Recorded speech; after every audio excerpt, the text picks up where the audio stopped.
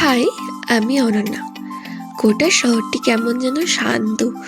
শীতের দাপটে ওটি শহর নিজেকে মুড়েছে চাদরে আজ। সাথে যদি ছানার পায়েস হয়, মন্দ হয় না বলুন। চলুন আজকে নলেন গুড়ের ছানার পায়েস করি। আমি প্রথমে 2 প্যাকেট দুধ নিয়ে নিয়েছি।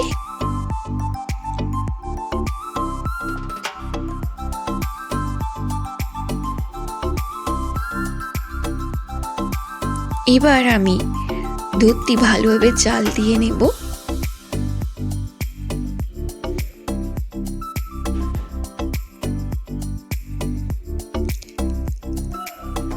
আমি এখানে ছানা কাটার পাউডার ব্যবহার করেছি।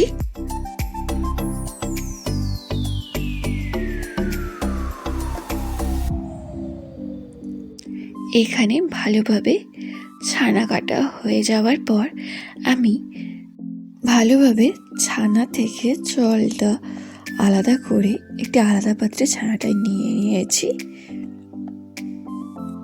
এবার একটি কড়াইতে সামান্য ঘি, সাথে তেজপাতা আর এলাচ দিয়ে দিয়েছি।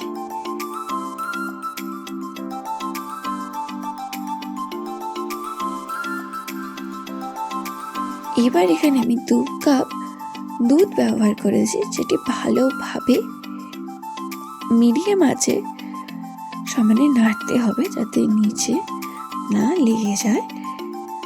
আর এটি ততক্ষণ পর্যন্ত নাড়তে হবে যতক্ষণ দুধটি গাঢ় হচ্ছে না।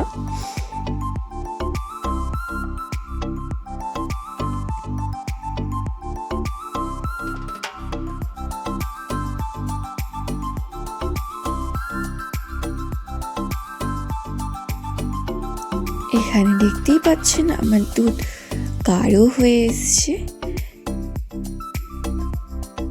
এবার আমি ছানাটি মিশিয়ে নেব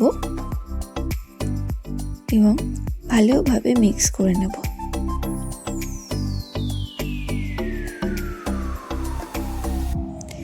এখানে আমি চিনির পরিবর্তে গুড় ব্যবহার করেছি। আপনারা চাইলে গুড় বা বাতাসা ব্যবহার করতে পারেন।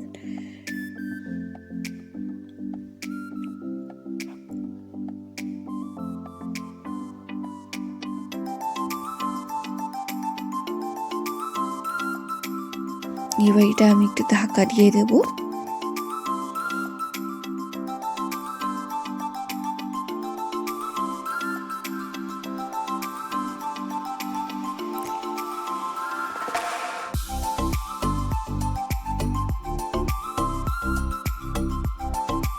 এবার এখানে আমি কিছু কাজু বাদাম এখানে অ্যাড করেছি।